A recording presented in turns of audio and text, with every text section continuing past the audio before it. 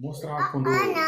Não como eu leio, mas como nós estudamos, né, um pouco mais a palavra, ou quando a gente para um pouquinho, e a gente vai sem pressa, e Deus direcionou essa carta há umas 2 semanas, e eu estudando ela, lendo ela, na verdade lendo nada, li porque eu quero fazer algo junto com vocês também, e com a minha esposa.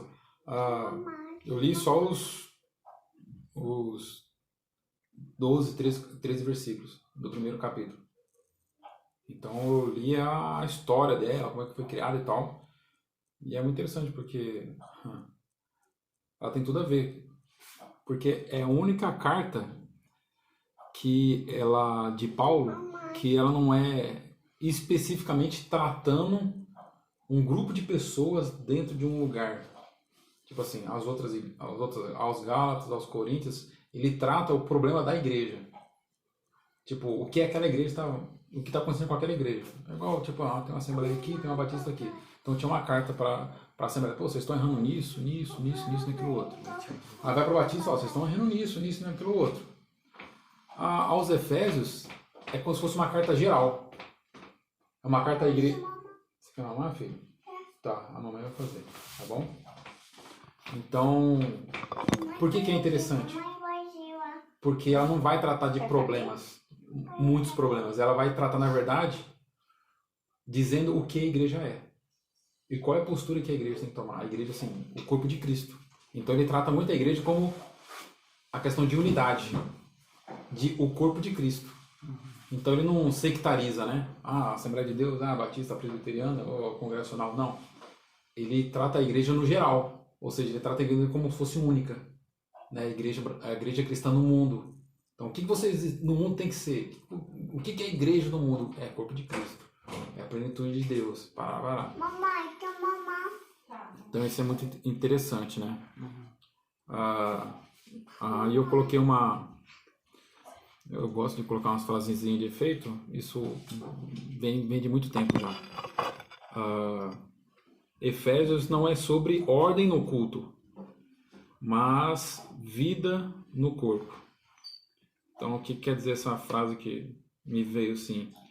Não é sobre dar direção ou doutrinar as pessoas o que pode e o que não pode fazer, mas é mostrar que você tem vida no corpo de Cristo, que ser igreja é estar dentro do corpo de Cristo, é fazer parte de Cristo Jesus.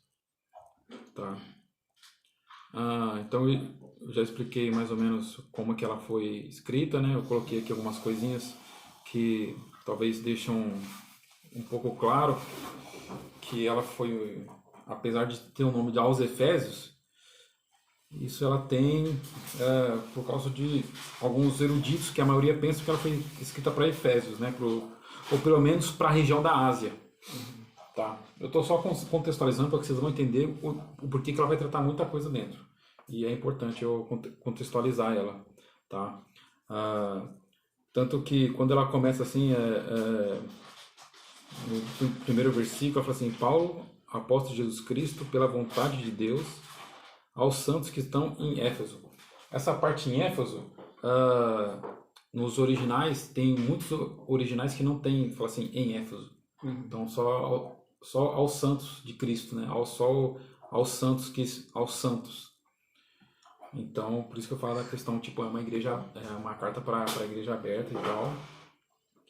E, bom, e como foi para aquela região, por que eles entendem que foi para aquela região?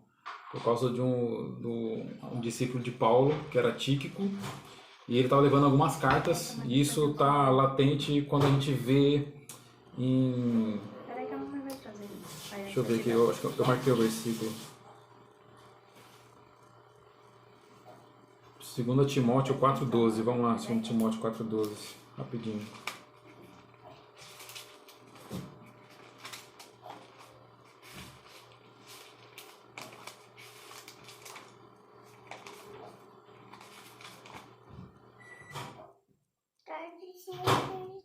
Também enviei Tíquico a Éfeso. Né? 2 Timóteo 4,12.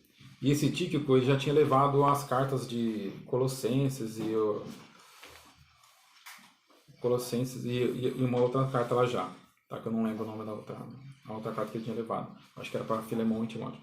Bom, e outra questão que deixa bem interessante, que se você ler a Bíblia inteira, ou o Novo Testamento inteiro, você vê que tem uma carta perdida, que Paulo fala de uma carta aos Laodicenses, à igreja de Laodiceia. Aí você, pô, mas por que cadê essa carta de Laodiceia que não aparece, né? Isso está lá em Colossenses 4,16. Então, alguns estudiosos entendem que, tipo, como a carta de Efésios não fica tão clara que é para os próprios, a igreja de Éfeso, justamente porque nos escritos mais antigos, às vezes falta e às vezes não falta a palavra Éfeso ali no começo. Então eles, pode ser a carta de, em vez de ser de Éfeso, ou de Laodiceia. Mas é uma região da Ásia. E aí dá um entendimento, pode dar um entendimento. Eu não estou afirmando nada, tá? Porque ninguém afirma nada aqui. Então, dá um entendimento, principalmente com relação à história da carta de Éfeso, né? Então, estou só dando um ponto de fundo aqui que pode ser muita coisa. Então, dá um entendimento que foi uma carta para a região da Ásia. E aí, aqueles aqui gostam, eu gosto também, mas não fico tão fissurado. Tem 7 igrejas na região da Ásia, na Ásia, em que o próprio Cristo manda dar cartas para a região da Ásia. São a igreja de Tiatira, Esmirna, Éfeso, Filadélfia, que está em Apocalipse. Capítulo 2, 3 até 5, 6, se não me engano. Né, amor? Então, era para dizer o que era a igreja mesmo. E o próprio Jesus, depois, de novo, mandou João escrever, né, o livro de Apocalipse, para que fosse enviado aos santos lá da igreja da região da Ásia, né? Bom, talvez tenha algo para ser revelado, né, do porquê das 2 cartas importantes, né, a de Éfeso, que pode ter sido passeado por lá, né, tipo, entregava lá em Éfeso, a pessoa de Éfeso lia, mandava para o pessoal de Laodiceia lia, mandava para... Então era uma carta, eles dizem que é uma carta que era para circular na região, pelas igrejas, né. Então estamos aqui lendo ela, tá? E, bom, ela tem um propósito, que é de discutir questões importantes. O grande destaque é o primeiro capítulo, que tem um elevado...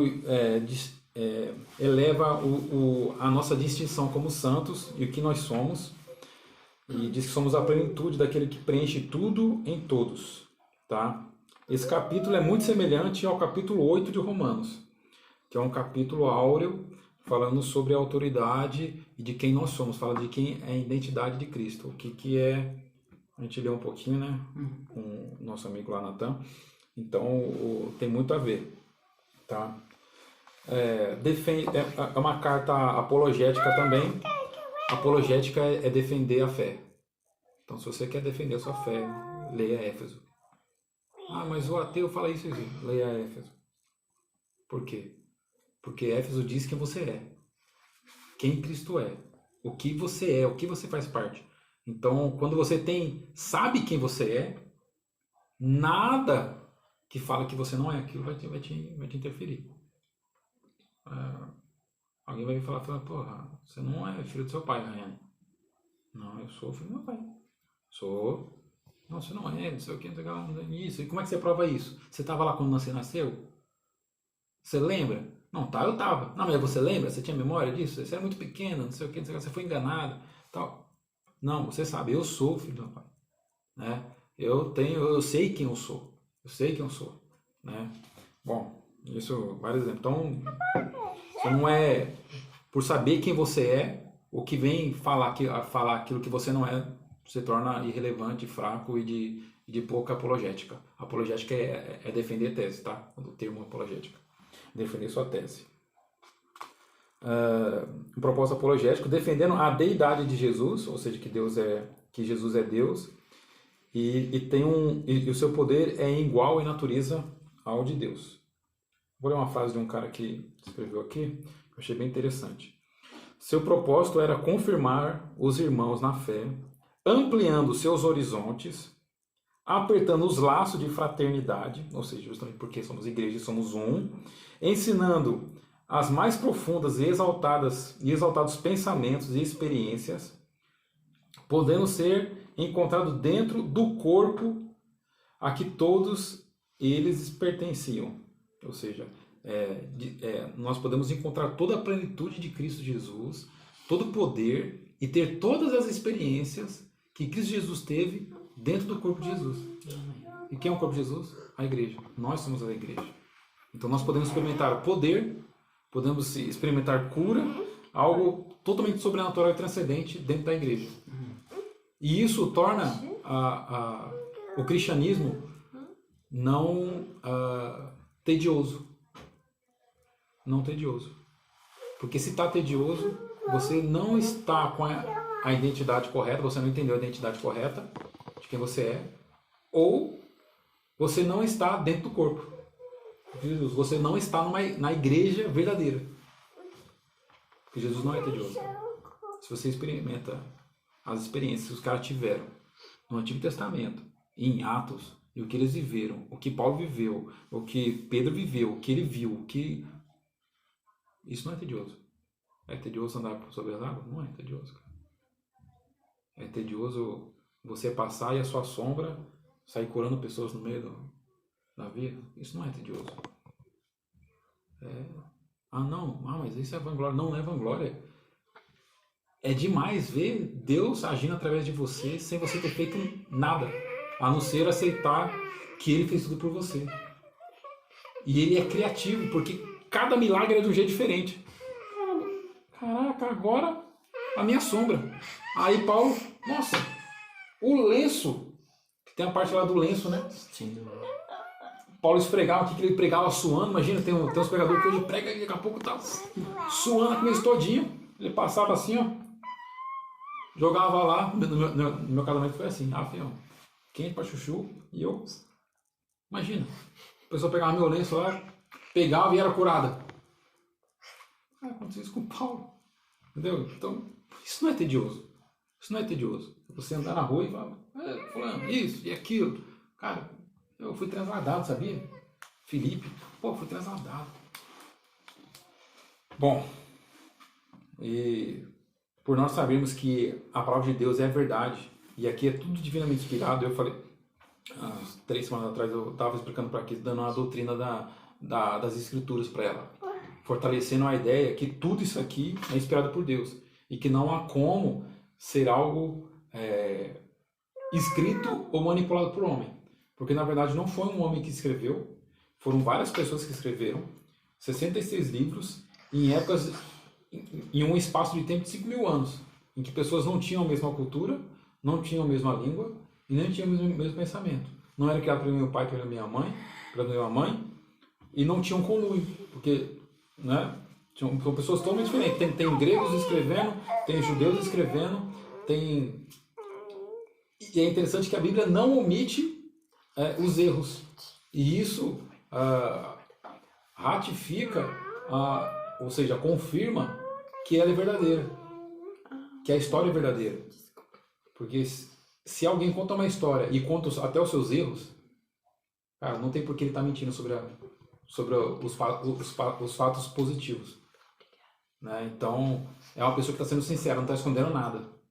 Né? Então, se ela não esconde nem os podres, então ela está contando a verdade. Tá? Não tem por que estar mentindo. Bom. Tá, é isso aí. Vamos pular o texto. Os temas centrais. Cristo é aquele que preenche tudo em todos. Vamos lá. Colossenses 2, versículo 9. Versículo 9.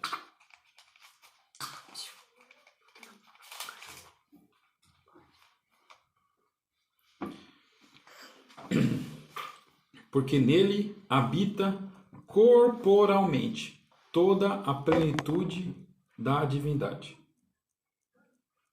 Quem é o corpo? Nós. A igreja. O que habita no corpo? Cristo. toda a plenitude da divindade.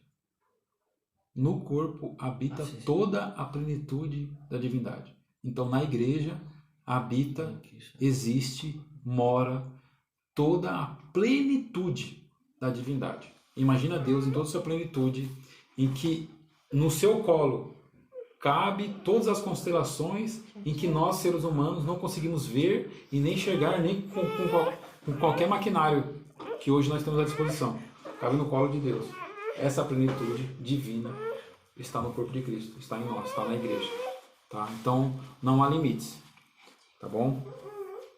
A criação, outro tema central.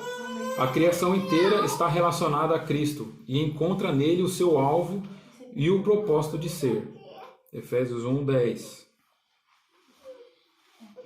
Então tá, a criação inteira está relacionada a Cristo, está tendo relação com Cristo e encontra nele o seu alvo. Esse é o nosso propósito e o seu próprio e o seu propósito de ser. Efésios 1:10. De tornar a congregar em Cristo todas as coisas, na dispensação da plenitude dos tempos, tanto as que estão nos céus como as que estão na terra. Ó, de tornar, ou seja, de voltar, a congregar, juntar. Aqui a minha versão é mais antiga, tá? Congregar em Cristo todas as coisas. É congregar alguma coisa? Não. É congregar todas as coisas. E o que são todas as coisas?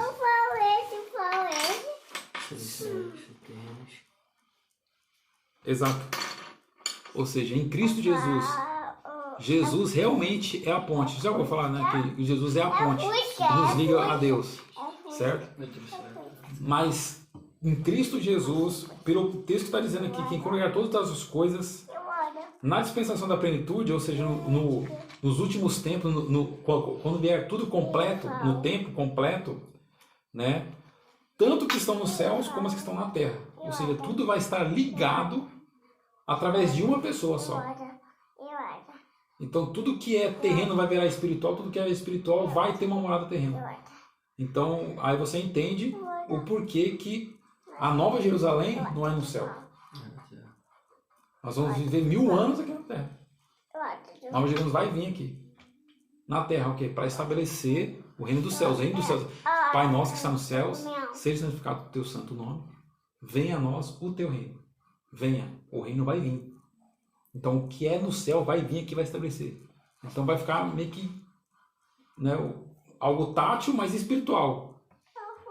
O que é algo tátil, mas espiritual? Jesus transformado. Jesus, quando ressuscitou, ele teve o corpo transformado. Era algo que tateava. Chegou para Tomé, Tomé, toca aí. Aí Tomé tocou, mas ao mesmo tempo ele transpassou a parede. Muito louco isso. Vai ser muito doido isso. Vai ser muito doido. Então a gente vai ver coisas inenarráveis no mundo quase aqui assim, tateando, né? Coisa que a gente vê às vezes as histórias de pessoas que vão para o céu e não conseguem descrever o céu. Aqui nós vamos conseguir descrever. Nós vamos estar vendo e olhando e vivendo aqui no mesmo lugar. Vai ser tocado, mas mesmo assim não vai ser muito bem explicado. Explica, mas não em tudo. Vai ser demais. Tá? Amplia o conceito de eleitos e predestinados no tocante aos remidos. Vemos que são a plenitude daquele que preenche tudo em todos. Nós, remidos, somos o que Jesus faria com todo o seu poder após cruz. Não limitado à carne, em espaço e em tempo. Então o que eu estou dizendo aqui é que nós, remidos em Cristo Jesus, hoje, o que a festa está querendo dizer, o que a festa está dando autoridade para nós é que nós temos a autoridade de Cristo Jesus após a crucificação, após a ressurreição. Você lê Jesus antes de ser morto. Tinha muito poder. Fazia coisas maravilhosas. Mas nós não estamos no corpo de Jesus antes da cruz. Nós estamos no corpo de Jesus, aqueles que são salvos, que aceitaram Jesus Cristo, foi batizado, é regenerado e é uma nova criatura, ou seja, tem um ser espiritual dentro dele novo. Nós estamos em Cristo Jesus após a cruz. quando ele ressuscitou em poder e glória. Então, se você olhar Jesus antes, lógico, vamos lá, nós estamos caminhando numa identidade de santidade, de poder e de entendimento. Então, a ideia é que Éfeso está puxando para cima, está puxando para o que é perfeito. O que é o perfeito? Cara, nós podemos chegar à plenitude de Cristo Jesus após a cruz. Ele ressurreto, nesse poder, nesse nível de poder. Ou seja, se olhar para Moisés, pô, Moisés, desculpa aí, mas isso é fichinha, cara. Consegui mais um bocadinho. Cara, o que você fez mesmo?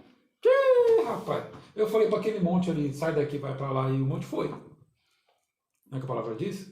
Jesus disse, cara, se eu tiver um pouquinho de fé, esse monte vai sair daqui e vai para lá. Como um grão de mostarda. Nossa, se quiser, você falar assim, Moreira, sai daqui e se planta lá no meio do mar. Pensa, uma árvore saindo, arrancando suas raízes, assim, aí caindo terra, no meio da raiz dela, e ela flutuando, caindo. Aí daqui a pouco ela vai lá e se enraiza na água do mar. Tipo, e fica lá assim. Que doideira, velho. É isso que Jesus falou. E eu acredito nisso que Jesus falou. Se eu não acreditar, eu não tenho fé. Minha fé é vã, a minha doutrina é vã, eu estou seguindo uma filosofia. Se eu não acreditar no que está escrito aqui, se eu não acreditar no que Jesus falou, é filosofia.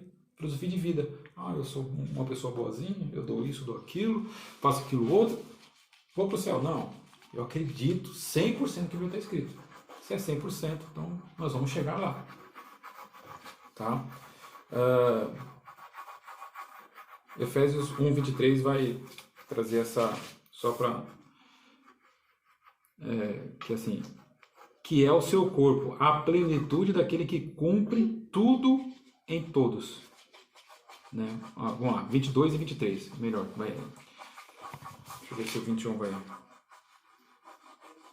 Vamos lá, 20.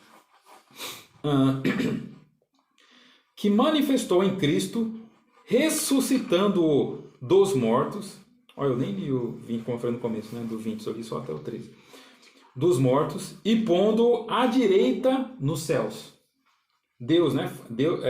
A questão aqui é Paulo falando que Deus manifestou em Cristo, ressuscitando dos mortos, e pondo à sua direita nos céus.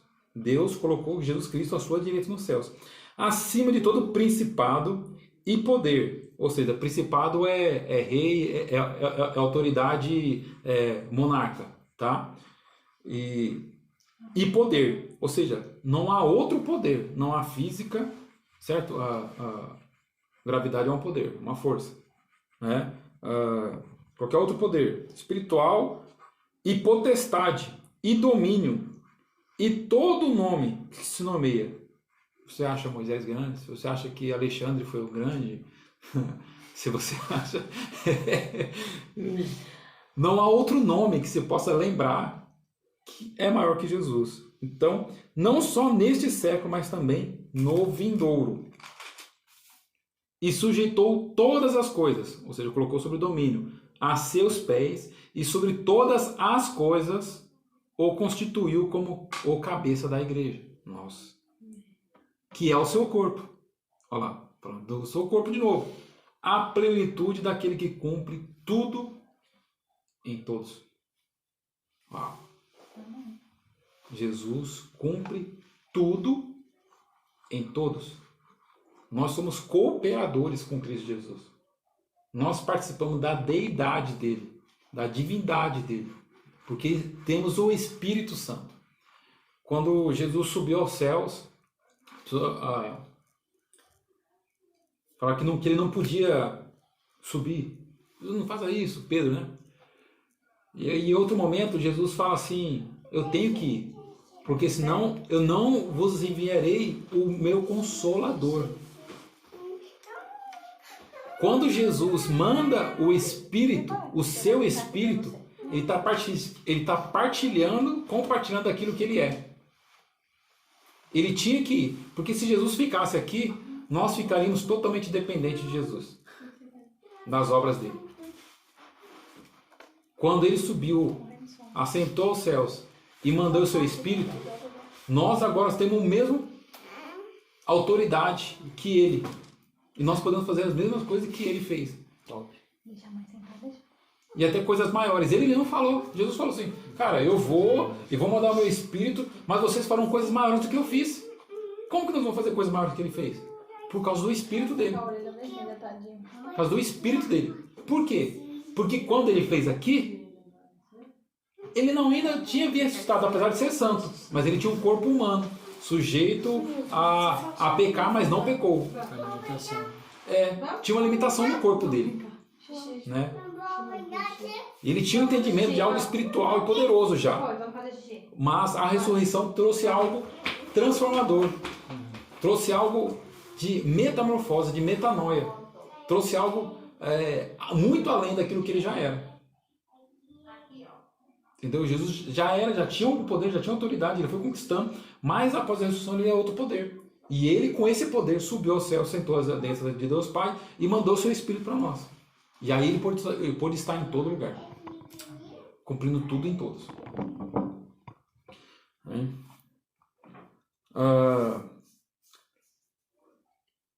No capítulo 2 vai falar sobre a efetividade da eleição e redenção dos gentios, a igreja cristã e gentios, judeus e gentios, unidos em Cristo Jesus, estabelecendo uma unidade que elimina os antigos e as divergências. Isso aqui, eu ia entrar um pouquinho mais, mas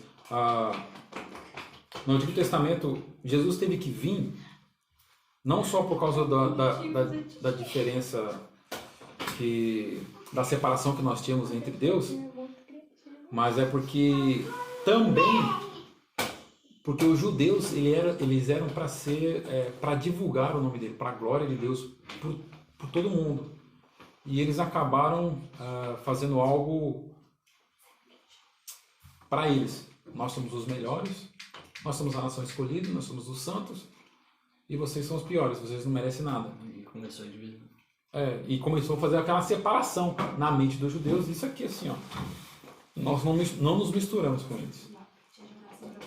Então imagina uma igreja hoje, às vezes acontece, tá? Pode acontecer, né? Que se exclui do mundo. As pessoas que se excluem do mundo. Eu não me misturo com você.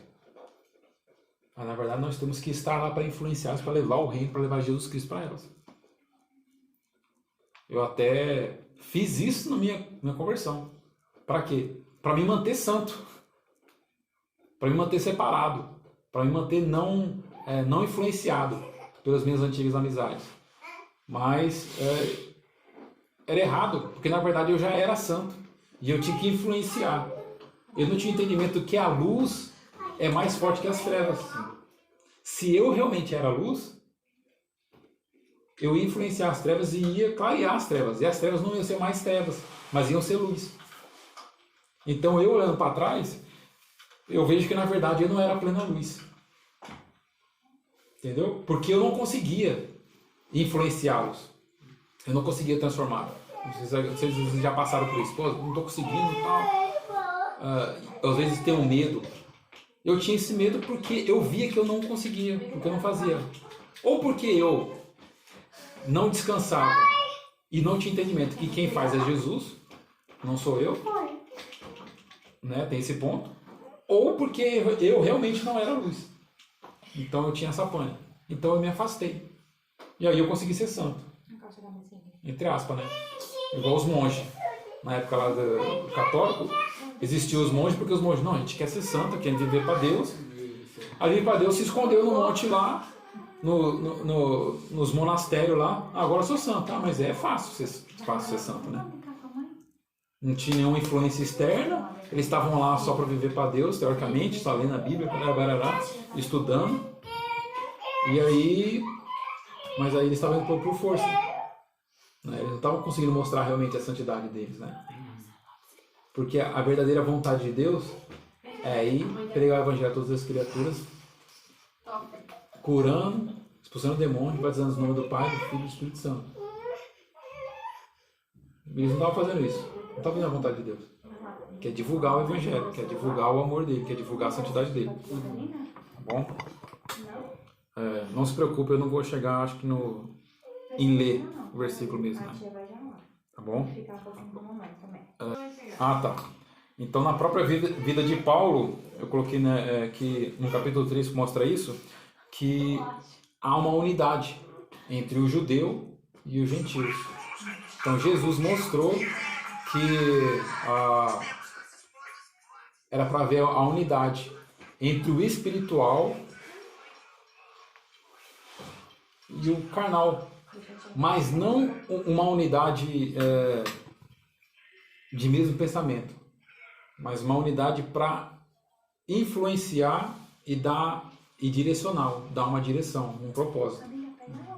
Então, eu ando com vocês, eu sou unido com vocês, mas para dar um propósito, uma direção. Né? Que é diferente de ter o mesmo pensamento. Né? Por enquanto, então a ideia de Paulo era essa aí, é divulgar para os gentios, estava trazendo no mundo natural nosso, ele estava vivendo no natural, vivendo com os gentios, coisas que os judeus não queriam fazer. Tanto que quando Paulo até brigou com Pedro, porque quando Pedro estava com Paulo conversando com os gentios, entre aspas, os gentios que tinham se convertido ao cristianismo, né, estavam seguindo Jesus, que eram chamados os do caminho, quando chegou o pessoal, Tiago, o irmão de Jesus, e veio ver, Pedro saiu, pulou assim na mesa assim e se afastou, né? Tipo, não estou conversando com eles, não. Eu estou... Ou seja, tipo, ele ainda estava preocupado com relação, será que o pessoal vai achar que eu estou me tornando impuro? Porque o judeu tem essa ideia. Estou me juntando com eles, eles estão me influenciando, estou começando a sair da religião, parará. Até os muçulmanos têm um pouco dessa ideia também, né? Porque os muçulmanos não podem negar lá de jeito nenhum. Então eles evitam a qualquer custo fazer qualquer coisa diferente que não seja seguir a religião deles. Tá? Capítulo 3, tá. Aí no capítulo 4 vai mostrar a consequência prática do entendimento da redenção. O que você vai começar a viver quando você começar a entender essa questão de ser redimido, ter sido liberto, né? E vai ter essa consciência prática, né? O que vai começar a acontecer na sua vida. O que requer a negação da sua vida anterior. Tá? Hábitos pecaminosos, parará. Aí tem alguns trechos em Efésios que vai falar sobre os mistérios. Paulo falando sobre os mistérios, eu acredito que foi Paulo que escreveu mesmo. Então, falando sobre os mistérios. Esse é um mistério, isso é um mistério, isso é um mistério. Mas, na verdade, ele não fala mistério como algo que para ser revelado ou algo que nunca vai ser revelado. Na verdade, ele fala mistério porque antes não era revelado. E agora foi revelado. Bom, vamos lá. No Antigo Testamento tinha muitas coisas que eram mistérios para eles. Não havia entendimento. Por que o tabernáculo? Por que isso? Por que aquilo? Por que é assim? Por que a coluna desse jeito? Por que Bom, muitas coisas. Por que nós matamos assim? Por que mata o cordeiro desse jeito? Por que mata o cordeiro de outro jeito? Eles tinham entendimento para aquela época de algo para eles. Mas tinha algo que estava por trás daquilo que era muito mais sublime. Tá? Tanto que em Hebreus fala que nós vivemos numa aliança muito maior e muito superior à aliança da lei. A aliança judaica. Né? Então, se nós temos uma aliança muito superior, algo que era revelado anteriormente, não faz nem cócegas para o que foi revelado agora. Exemplo. Todo dia nós vamos aprendendo coisas e as coisas vão se acrescentando ao entendimento anterior, tá? Então, na primeira série, na quarta série, você começou a ver física. Quinta série, né? Quinta, sexta série. Começou a ver física. E ali você aprendeu o beabá de física e química. Isso é massa.